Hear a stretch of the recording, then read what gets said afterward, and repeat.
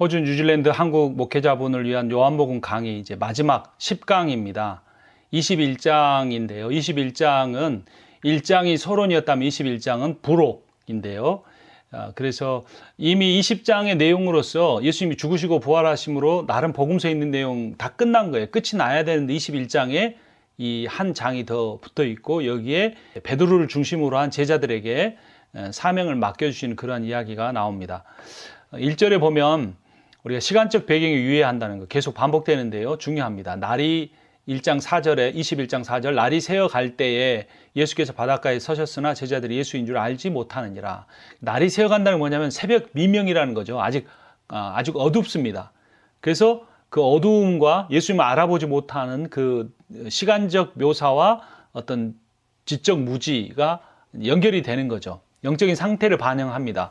요한복음 3장 2절에 니고데모가 밤에 찾아왔다는 거죠.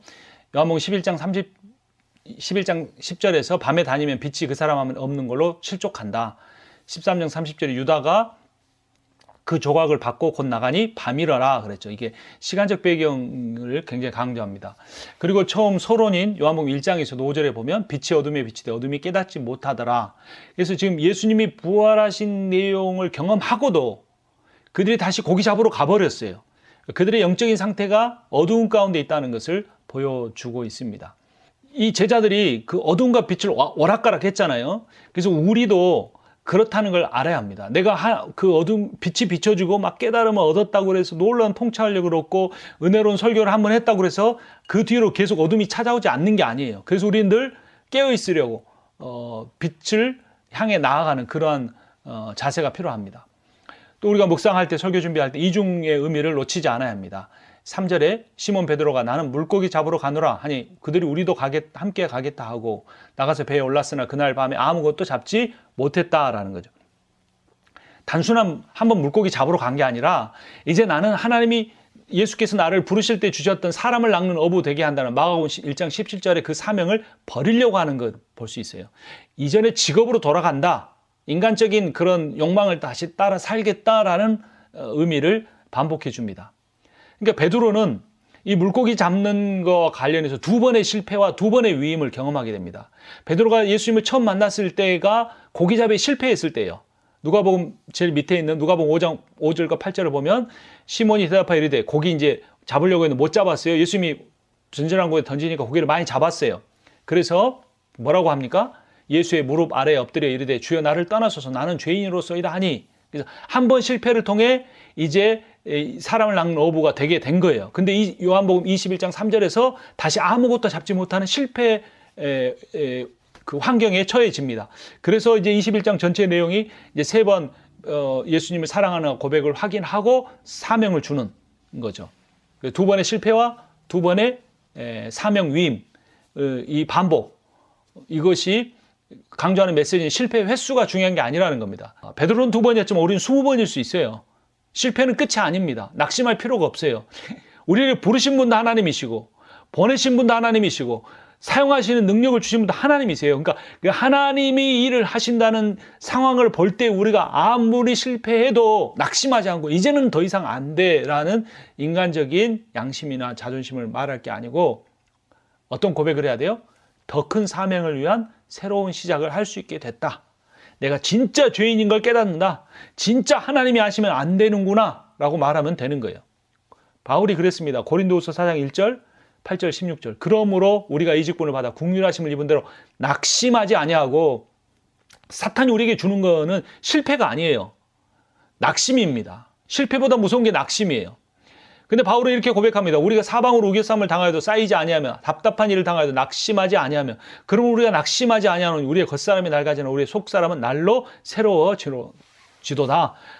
40의 가마마를 39대 여러 번 맞고 파선하고 강도 위험 돌에 맞아 거의 죽게 된 상태 괜찮아요. 뭔만 안 하면 낙심하지 않으면 돼요. 갈라디아서 6장 9절 우리가 선을 행하되 낙심하지 말지니 포기하지 아니하면 때가 이름에 거두리라 라고 말합니다. 깊은 묵상이 필요할 때가 있죠. 주석을 참석할 필요가 있습니다. 11절에 21장 11절 시몬 베드로가 올라가서 그물을 육지에 끌어올리니 가득히 찬 큰 물고기가 153마리라 이같이 많으나 그물이 찢어지지 아니하더라. 153마리 알레고리 해석이 있었죠. 어거스틴은 구약의 완전수는 10, 신약의 완전수는 7, 더하면 17, 1부터 17까지 더하면 153. 뭐 어거스틴이 수학학자였나요? 뭐 어쨌든 그 의미를 알려고 노력을 했어요. 왜 그랬을까요? 이상하지 않아요? 숫자의 의미를 파악하려는 게 이상한 게 아니고 11절에 베드로가 올라와서 왜 물고기를 샜냐고요. 지금 예수님 부활의 예수님 만나고 물고기 잡으라는 게 창피한데 고기를 왜 세냐고요. 그리고 그 센 이야기를 왜 요한이 또 기록을 해놨냐고요. 예수님이 하신 일은 어마어마하게 많은데 골라서 기록을 해야 되는데 왜 그걸 꼭 기록을 했느냐. 그러면 숫자에 의미가 있을 것이라고 생각한 거예요. 어거스틴이 그냥 할 일이 없어서 그런 게 아니라는 겁니다. 실일이라고 하는 사람은 이방인의 수는 100, 유대인은 50, 하나님은 삼위일체 3, 153. 그래서 삼위 하나님께서 구원하실 이방인과 유대인의 수를 그러니까 삼위 하나님의 능력으로 온 세상의 사람들을 구원하실 것이다. 이런 의미라는 겁니다. 고대 동물학자들은 물고기 종류를 153가지로 분류했다는 어떤 자료가 있어요. 그러니까 물고기의 모든 종류가 잡힌 것처럼 모든 민족이 구원받는다. 그래서 예수님이 마태복음 28장에서 모든 족속으로 제자를 삼아 그랬는데 그 민족 자체를 복음화하라는 게 아니고 하나의 언어 단위를 쓰는 그들이 족속인데 그 족속에게 복음이 충분하게 전달될 때 예수님이 다시 올 것이라는 그런 신학적 메시지하고 연결해 보면 이것도 가능성이 있어요. 그래서 이게 어떤 게 맞느냐 해석보다는 우리가 하나님께서 우리에게 주어진 선교의 사명을 감당하는데 동기부여를 할 수 있다면 whatever 괜찮다는 겁니다. 그래서 베드로에게 물질적인 축복과 함께 고기 잡는 보급과 함께 선교 사명의 재확인을 해 주신 거예요. 모나미 볼펜에 보면 153이 있잖아요. 그분은 이제 그 153을 좋은 볼펜, 양질의 볼펜을 싸게 파는 거에 그 자기의 사명을 둔 거잖아요. 다 사역자가 돼서 전도만 하는 게 아니라 일상의 삶에서 어떤 건전한 기업을 만드는 거, 어떤 그 사람을 살리는 일을 하는 거, 뭐 홈리스 사역을 하는 거, 어린이 사역을 하는 거 다 의미가 있다라는 겁니다. 또 묵상의 본질은 결국 하나님이 어떤 분이신가예요. 때로는 성령님이 또는 예수께서 어떤 분인가인데 21장 12절 예수께서 이르시되 와서 조반을 먹으라 하시니 제자들이 주님이신 줄 아는 거로 당신이 누구냐 감히 묻는 자가 없더라. 이제 날이 밝았나 봐요. 이제 또 영적인 무주도 사라졌어요. 조반을 먹게 됩니다. 섬세하신 예수 그리스도의 모습을 볼 수 있습니다. 생선은 뭘까요? 육적인 필요. 또 떡은 영적인 필요라고 많은 주석가들이 말합니다. 자, 육지에 올라보니 숯불이 있는데 그에 생선도 놓였고 떡도 있더라 그랬죠. 탁을 차렸다는 건 분명한 팩트입니다. 하나님은 나의 영육간의 필요를 모두 인정하시고 공급하시는 분이다. 또 하나, 교회는 밥상 공동체다. 사도행전 2장 42절 그들이 사도의 가르침을 따라 받아 서로 교제하고 떡을 떼며 오로지 기도하기를 힘쓰니라. 가르침 받는 거 영적인 일이죠. 제일 끝에 기도하는 거 영적인 일이죠. 가운데 있는 거 떡을 떼는 거 일상의 삶인데 영적인 일이 일상의 삶을 에워싸고 있습니다. 나를 위해 잔치를 베푸시는 하나님, 밥상을 베푸시는 하나님이에요. 시편 23편 5절 주께서 내 원수의 목전에서 내게 밥상을 차려주시고 기름을 내 머리에 부으셨으니 내 잔이 넘치나이다. 다윗이 사울의 그 아들을 죽이지 않고 평생 내 밥상에서 먹게 하겠다. 이 말은 굶어 죽을까 봐가 아니라 그 사울의 후손을 멸절시키려고 하는 다윗의 다른 부하들로부터 그를 지켜주기 위한 것이었어요. 그래서 시편 23편에서 시편 기자가 말하는 것도 하나님 나에게 밥상 차려준다는 건 하나님이 나를 지켜주신다. 나는 하나님에 속한 사람이다 라는 의미예요. 밥상을 먹고 마시는 거 성찬식과 연결시킬 수도 있지만 요한계시록 3장 20절 보면 볼지어다 내가 문 밖에 서서 두드리노니 누구든지 내 음성을 듣고 문을 열면 내가 그에게로 들어가 그와 더불어 먹고 그는 나와 더불어 먹으리라. 이 식탁 교제는 단지 어떤 육체적 굶주림을 채워주는 것만 아니라 주님과의 영적 교제를 의미하기도 합니다. 천국 가면 먹을까요? 안 먹을까요? 제가 생각할 때는 먹을 것 같아요. 하나님 우리 인체 구조도 그렇게 만들으셨고 먹는 기쁨이 크니까. 천국은 잔치집이에요. 마태복음 22장 2절 천국은 마치 자기 아들을 위하여 혼인잔치를 베푼 어떤 임금과 같다라고 하는 겁니다. 반복과 차이를 섬세하게 묵상할 필요가 있습니다. 지금 21장의 마지막 장인데 그 하이라이트가 15절에서 17절이죠. 예수님이 3번 질문하십니다. 15절에서 네가 이 사람들보다 나를 더 사랑하느냐?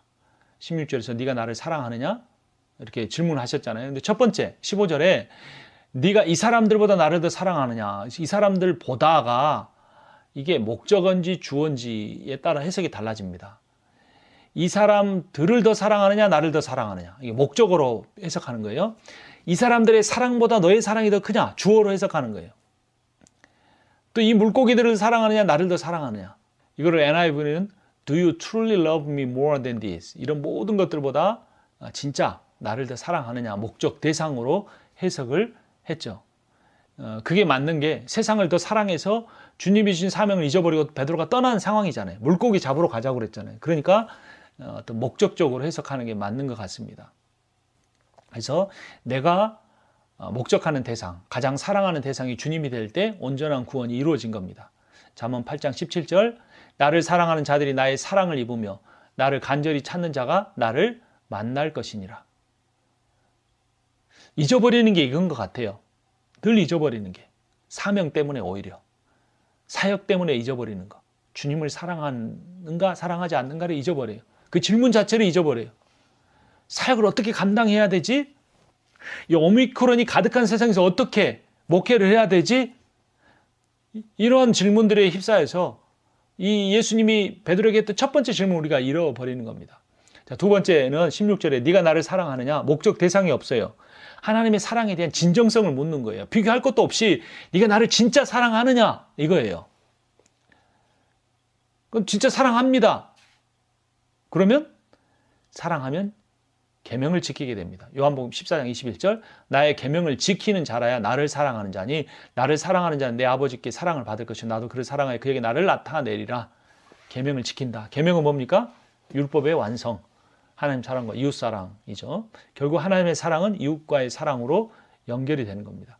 마지막 17절에 네가 나를 사랑하느냐? 여기서는 필레오라고 하는 단어가 사용됐어요. 요즘 신학자들은 필레오나 아가파오나 특별한 의미가 없다고 말합니다. 의미가 없을 수 있어요. 있을 수도 있고. 왜냐하면 다른 단어가 사용됐으니까. 그러나 성경은 한 단어 한 단어를 쉽게 사용하지 않았다고 생각하면 우리가 우리 나름대로 해석을 할 수 있습니다. 요한복음 15장 13절, 14절 사람이 친구를 위하여 자기 목숨을 버리면 이보다 더 큰 사랑이 없나니 너희는 내가 명하는 대로 행하면 곧 나의 친구라.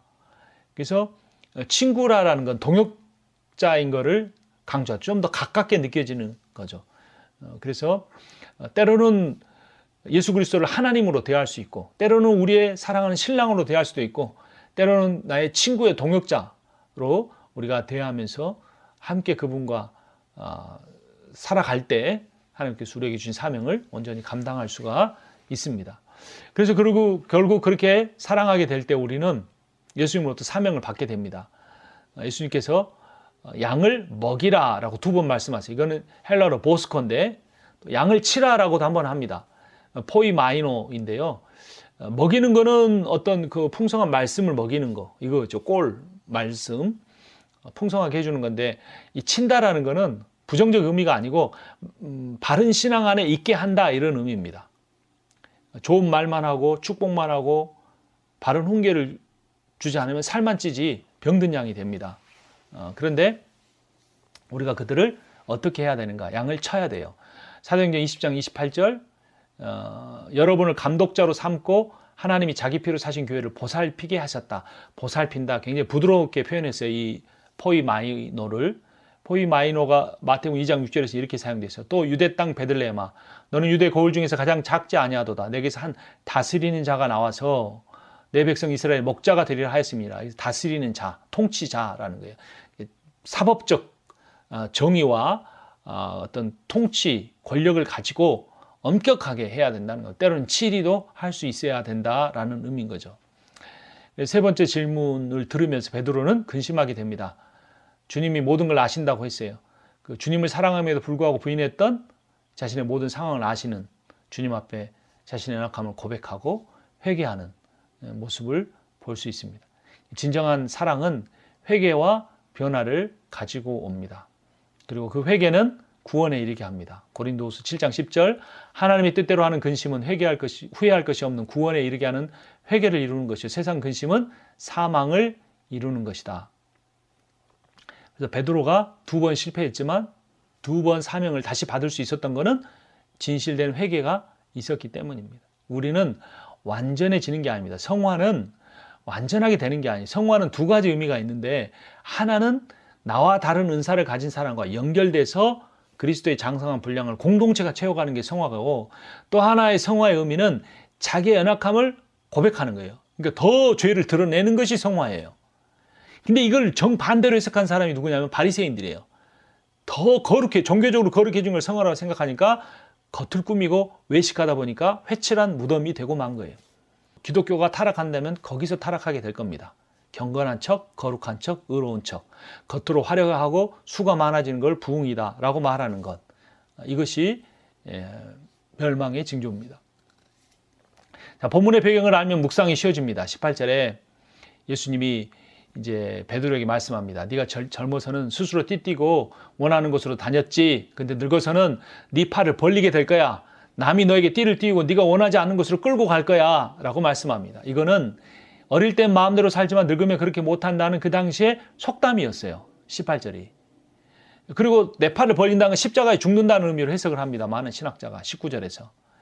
그래서 나이가 든다는 거는 신앙이 성숙하게 된다는 거고, 네가 신앙이 성숙한 다음에는 네 마음대로 안 살고 네 뜻대로 안 살고 하나님 뜻을 쫓아 살게 될 것이고, 그 끝이 순교가 될 것이다 라고 합니다. 앞서서 말씀드렸지만 전승에 의하면 베드로가 로마의 큰 핍박이 일어날 때 거기서 피신에 나오다 예수님을 만났습니다. 예수님 어디로 가십니까?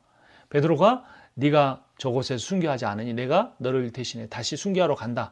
베드로가 그 자리에 무릎을 꿇고 다시 눈물을 흘리고 회개하고 로마로 가서 순교했다는, 그래 십자가에 거꾸로 매달려 죽었다는, 나는 예수님처럼 못 박혀 죽을 자격도 없습니다라고 해서 자처해서 거꾸로 매달려 죽었다라는 그런 의미가 있습니다. 그런 어떤 전승이 있습니다. 그래서 결국 이제 베드로는 이런 소명을 받게 되는데, 컬링이라고 하죠. 넓은 범위에서는 모든 게 컬링입니다. 태어나는 것도, 예수 믿게 되는 것도, 어떤 직업을 갖게 되는 것 다 컬링이에요. 그런데 이게 조금 더 좁은 의미에서 컬링은 vocation이에요. 그러니까 목사가 됐다는 거는 좁은 의미의 컬링인 거죠. 목사가 한번 목사 되면 목사가 꼭 끝까지 죽을 때까지 해야 됩니까? 안 해도 돼요. 미국에서는 목사가 사역을 안 하면 목사라고 안 부릅니다. 그냥 이름 불러요. 근데 한국 사람은 사역 안 해도 목사님이라고, 사역 안 해도 목사님 부르지 말자는 게 아니고, 목사가 콜링이 아니고 직업이 돼버렸다는 거예요. 그 사람의 어떤 존칭, 호칭, 직분이 돼버린 거예요. 그게 아니라는 거죠. 자, 그래서 예수님으로부터 나를 따르라 라는 그 소명을 받아서 제자가 돼서 평생을 살아왔는데, 이제 마지막에도 그의 소명은 뭘까요? 19절에 이 말씀을 하시면 베드로가 어떠한 죽음으로 하나님께 영광을 돌릴 것을 가리키심이라. 이 말씀을 하시고 베드로에게 이르시되 나를 따르라 하시니. 자, 처음 만났을 때 물고기 잡고 있는데 나를 따르라 그러셨잖아요. 그때 예수님을 다 버리고 쫓아갔어요. 근데 여기서 마지막에 나를 따르라 라는 이게 나옵니다. 오스 기니스가 쓴 소명이라는 책인데 여러분 꼭 읽어보십시오. 좀 어렵긴 한데요. 그 단락단락마다 끝에 가장 마지막 나오는 단어가 이거예요. 나를 따르라. 본 해퍼가 지은 책 이름이 바로 나를 따르라예요. 신앙의 이 두 단어에 모든 게 집약되어 있어요. 이신칭의가 아닙니다. 교회 모여가지고 숫자 늘리는 게 아니에요. 예수님을 따르는 거예요. 예수님을 따르는 거. 그물을 버려두고 배를 버리고 부모를 우선순위에서 내려놓고 예수님을 따르는 것이 신앙이에요. 이게 약화됐어요. 그래서 모이는 것이 신앙이라고 생각. 예배하는 게, 예배를 얼마나 잘 이렇게 만들어서 어떤 그 관중석에 앉은 그 청중을 감동시키는 거를, 그 어떤 신앙의 일부지 전부가 아니라는 거예요. 좋은 프로그램을 하면서 교회 안에서 은혜 받고 눈물 흘리는 게 아니라 예수님을 따르는 것이 요한이 결국 말하려고 하는 거고, 예수께서 하나님이 주신 소명을 따라 십자가까지 졌기 때문에 그것이 순환이 아니고 영광이다, 글로리파이다라고, 영화롭게 하는 거라고 말한 거예요. 그래서 결국 목회자가 본을 보여야 될 것만 예수님을 따르는 거예요. 따라 사는. 예수님 그러면 어떻게 예수님이 살으셨는가를 복음서를 깊이 묵상해 봐야죠. 종교라는 태도들이 안 있다고 예수님을 따르는 게 아니라는 거예요. 자, 그 따름이 뭐냐? 신앙생활은 내 길을 가는 게 아니라 주님을 따르는 것이다. 요한복음 12장 26절 사람이 나를 섬기려면 나를 따르라. 나 있는 곳에 나를 섬기는 자도 거기 있으리니 사람이 나를 섬기면 내 아버지께서 그를 귀히 여기시리라. 섬긴다는 건 예배이기도 한데 serve, service. 근데 그게 뭐냐? following이다. 따라가는 것이다. 라는 거예요. 주님을 따르는 것은 인간의 의지와 노력이 아닌 성령의 인도로만 가능한 거죠. 요한복음 13장 37절 시몬 베드로가 이르되 주여 어디로 가시나이까? 예수께서 대답하시되 내가 가는 곳은 네가 지금은 따라올 수 없으나 따라올 수 없으나 후에는 따라오리라. 근데 베드로가 지금은 어째야 따라갈 수 없습니까? 주의 목숨을 버리겠습니까? 종교적인 의였어요. 자기 열심히 했어요. 그러니까 따라갈 수 없었어요. 도망갔어요. 반대로. 근데 지금은 따라갈 수 있어요. 복음이 뭔지를 알았기 때문에. 십자가의 죽음이 부활의 능력으로 나타나는 걸 보았기 때문에. 예수님을 3번 부인했던 자를 똑같은 숯불 아래에서 3번 사랑의 고백을 하게 해주셨기 때문에. 베드로에게 예수님이 물어보신 것은 네가 나를 사랑하느냐가 아니에요. 그 퀘스천에 전제가 있어요. 나는 너를 사랑한다. 네가 나를 3번 부인했지만 나는 너를 사랑한다. 부활한 나를 버리고 또다시 물고기 잡으러 세상으로 돌아갔지만 나는 너를 사랑한다. 나는 너를 사랑하는데 너는 나를 사랑하느냐고 물은 거예요. 이게 3번씩이나 예수님이 베드로에게 사랑한다냐고 물은 거는 그 사랑을 구걸하는 게 아니고 그 예수님의 위대한 사랑, 변함이 없는 사랑을 보여주시면서 그 사랑의 은혜를 보여주시면서 이 사랑이 이른데 너 나 따라올 수 있겠니? 라고 하시는 거예요. 그제서야 베드로는 복음의 의미가 진실한 은혜의 사랑임을 깨닫고 예수님을 따라갈 수 있는 거예요. 마지막 마태복음 25장에서 우리가 예수님을 위하여 기적도 행하고 귀신도 내어쫓고 다 하고 선행도 했는데 나는 너희를 도무지 모른다. 그랬어요. 그러니까 종교적인 테두리 안에서 온갖 기적과 모든 부흥을 다 이뤄냈지만 예수님을 따르지 않았기 때문에 그 사람들은 영원한 불에 태워질 거라고 말씀을 하신 겁니다. 자, 예수님을 따르다는 건 뭐냐? 소명은 뭐냐? 외순간 성령을 구하는 겁니다. 누가복음 11장 9절, 13절. 내가 또 너희에게 이르노니 구하라 그러면 너희에게 주실 것이요. 찾으라 그러면 찾아낼 것이요. 문을 두드리라 그러면 너희에게 열릴 것이니 너희가 악할지라도 좋은 것을 자식에게 줄 줄 알거늘 하물며 너희 하늘 아버지께 구하는 자에게 성령을 주시지 않겠느냐 하시니라. 그래서 마태복음에서는 이 본문에 너희 그 아버지께서 구하는 자에게 좋은 것을 주시지 않겠느냐 했어요. 좋은 것. 좋은 것은 사람은 복이라고 생각하기 좋죠. 장수하고 부유하게 살고 문제없이 살고 출세하고 좋은 직장 갖고 좋은 대학 가고. 그래서 좋다는 말은 다 세속적 의미지 진짜 좋다는 의미는 아니죠. 아무리 복음에 대해서 들어도 세상 사람들이 좋다고 하는 것을 그리스도인도 똑같이 좋다고 생각할 뿐이에요. 그런데 누가 복음과 또 성령의 기록으로 하고 사도행전도 역시 성령 행전으로 기록한 그 누가만큼은 좋은 것은 성령이라고 말하고 있어요. 하나님의 영. 성령은 예수 그리스도만을 드러냈는데 성령이 충만하면 계속 예수를 드러내고 예수를 따르는 삶을 살게 되는 거예요. 우리 인생에 평생토록 원하는 것은 이러한 성령의 충만함. 성령의 충만함은 방언이나 어떤 기프트를 나타내는 것이 아니라 예수의 권세, 그 로드십에 팔로잉하는 제자도의 삶, 그리고 제자도는 섬김의 삶, 사랑하는 삶, 예수님 발을 씻어준 것처럼 발을 씻어주는 삶, 이것이 그 예수님을 따르는 자의 성령 충만한 모습이죠. 마지막으로 주님을 쫓는다는 것, 주님의 통치에 동참하게 되는 결과를 가져오게 됩니다. 마태복음 19장 28절에 보면 예수께서 이르시되 내가 진실로 진실로 너희에게 이르노니 세상이 새롭게 되어 인자가 자기 영광의 보좌에 앉을 때 나를 따르는 너희도 12 보좌에 앉아 이스라엘 12지파를 심판하리라고 합니다. 천국에는 다 공평하다고 그러잖아요. 그래서 뭐 천국이 차별이 있으면 그런 천국은 천국이 아니다 이렇게 말하는데 저는 좀 다르게 봅니다. 천국은 아까 말씀드린 두 개의 이미지가 있는데 하나는 뭐냐면 잔치집이었잖아요. 먹고 마시고 누리고 이건 다 똑같을 것 같아요. 근데 이 마태복음 19장 28절의 천국은 영광의 보좌에 앉아 온 세상을 통치하는 거예요. 근데 이건 첫 창조 때도 마찬가지였어요. 아담 에덴 동산에 두신 에덴 동산은 어떤 그 타워였어요. 통치 타워.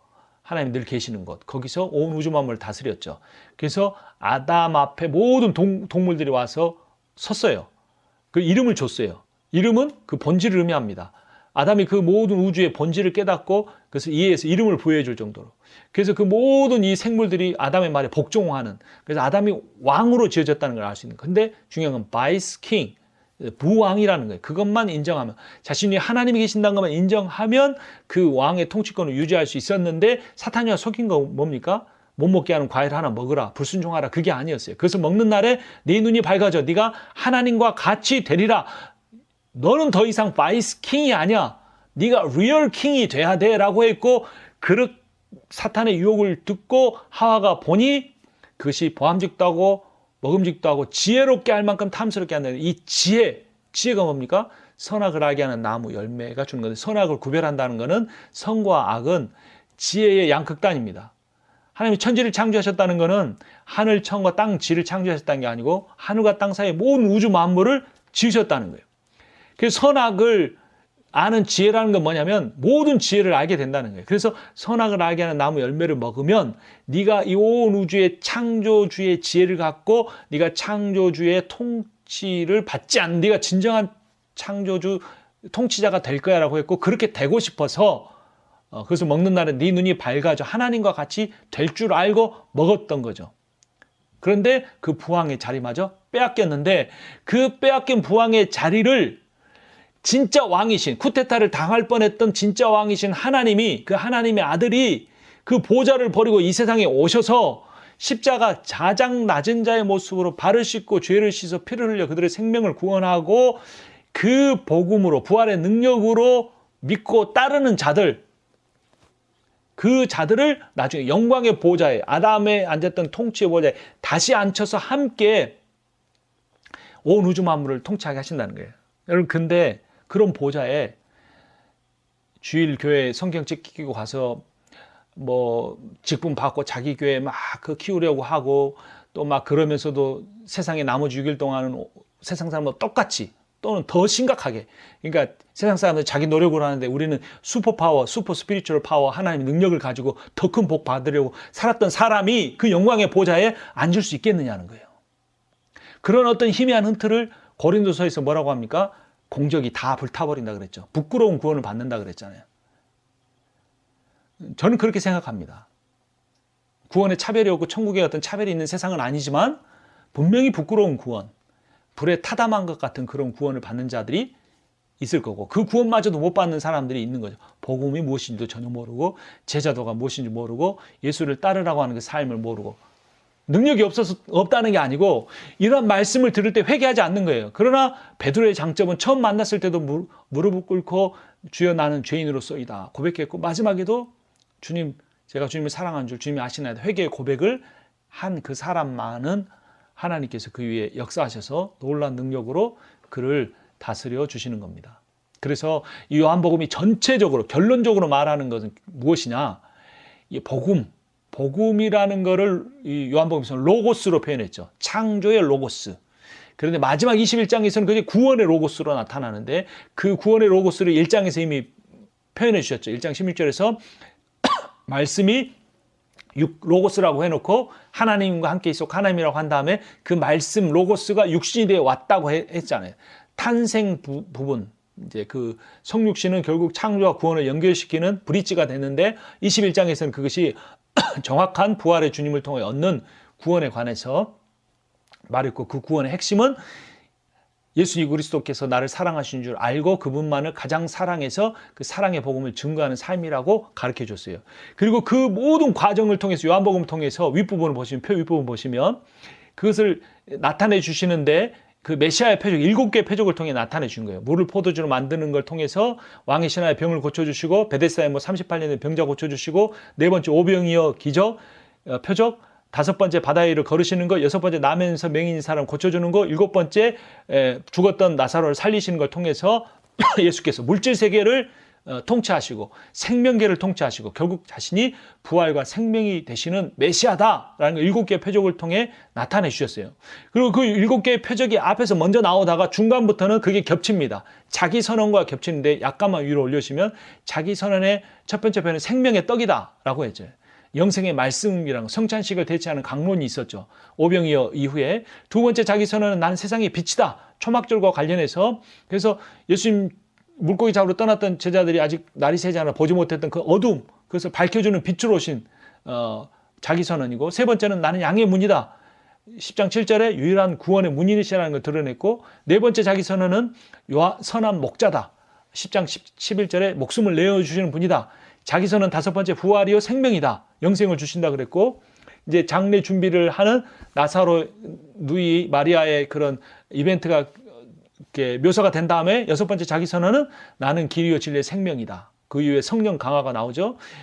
일곱 번째 그 자기 선언은 나는 포도나무다. 성령의 열매를 맺을 수 있는 그런 이야기를 합니다. 그래서 일곱 개의 표적과 일곱 개의 자기 선언을 통해 자신이 메시아라는 사실을 가르쳐 주십니다. 그런데 이 자기 선언 일곱 개의 핵심은 뭐냐면 에고 에이미, 나는 뭐뭐이다. 보호를 비워놓으셨다 그랬잖아요.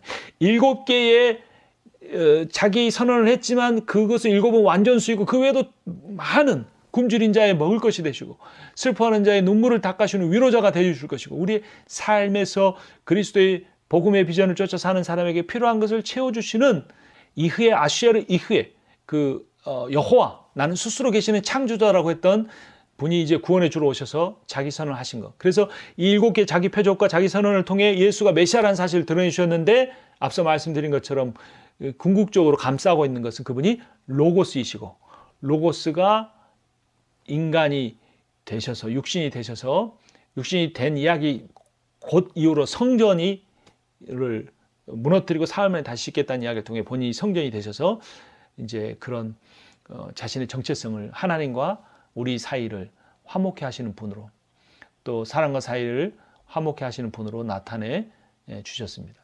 이제 오늘 말씀을 마무리하겠습니다. 요한은 이제 이 요한복음을 쓴 요한은 제자 중에 예수를 가장 먼저 따르기 시작했죠. 첫 번째 예수님을 따른 사람이 요한입니다. 그리고 제자 중에서 예수님을 마지막까지 가장 가까이가 골고다 언덕, 십자가 언덕까지 간 제자입니다. 근데 그가 나중에 목회할 때 이 요한의 공동체가 서로 나뉘어서 갈등하고 있었어요. 그래서 자신의 그 공동체를 위해서 이 요한이 복음 중에 가장 중요한 사랑의 복음에 대해서 강조해서 기록을 했습니다. 그래서 그 사랑의 복음이란 말씀과 섬김을 통해 그가 깨달았던 거죠. 그래서 그 사랑이란 뭐냐면 인간을 자기 형상으로 창조하신 삼위 하나님의 속성이고, 인간을 자기 목숨으로 구원하신 삼위 하나님의 인격이었어요. 그 사랑, 아가페의 사랑을 요한은 말하고 싶었어요. 그래서 사랑의 사도라고도 하죠. 그래서 나중에 요한 일서에도 보면 그런 하나님의 사랑이시다, 이런 고백을 그가 합니다. 그가 예수 그리스도로부터 가장 많은 사랑을 또한 받았었어요. 그래서 사랑이란 하나님의 형상과 하나님의 생명으로 거듭난 교회의 본질입니다. 인간이 이런 하나님의 사랑의 형상을 회복하고 하나님의 사랑의 생명을 얻을 수 있게 하기 위해서 천지창조의 로고스이신 그리스도가 성육신에서 예수가 되셨습니다. 사람이 지은 성전을 허물어 버리시고 죽음과 부활을 통해 참 성전이 되셨습니다. 그런데 그분을 따르는 사람들은 옛사람이 죽고 하늘 생명으로 다시 난 공동체가 되어 성령의 전이 되게 하셨습니다. 그리고 그 사랑, 그 죽음으로도 자기의 사랑을 다 못 보이셔서 자기 이름을 비워두시고 모든 사람의 서로 다른 필요가 되어주시기 위해 자기 이름을 에고 에임이다. 그래서 빌라도에게 신문 받을 때 내가 그니라 라고 했던 에고 에이미의 이름으로 자기 이름을 바꾸셨어요. 병 고치고 살리시고 귀신 내쫓아 주신 것만으로 부족해서 구주 메시아이심을 7개의 표적으로 알리셨어요. 세메이온이세요.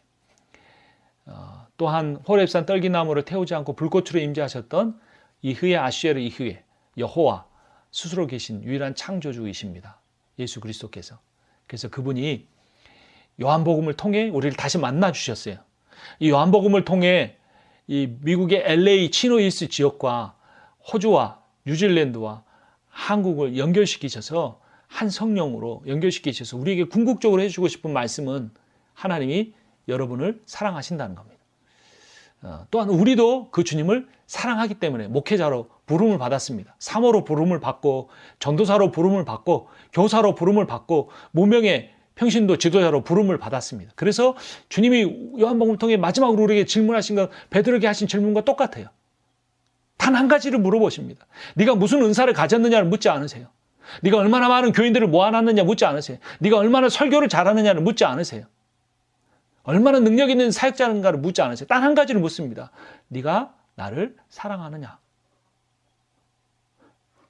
예수님이 잘하시는데 왜 우리에게 물어보세요라고 반문할 질문. 또 물어보시면 네가 나를 사랑하느냐. 저 이런 사역도 하고요. 저 이런 능력도 하고요. 저 이렇게 손해도 많이 감수하면서 이렇게 몇십 년 동안 노력했는데 왜 물어보세요? 또 물어보세요. 네가 나를 사랑하느냐? 너무 답답한 일이죠. 우리는 요한복음을 통해 이 주님의 음성만 들으면 됩니다. 근데 이 주님의 세 번의 부르심이 음성이 뭐라고요? 내가 너를 그렇게 사랑한다는 거예요.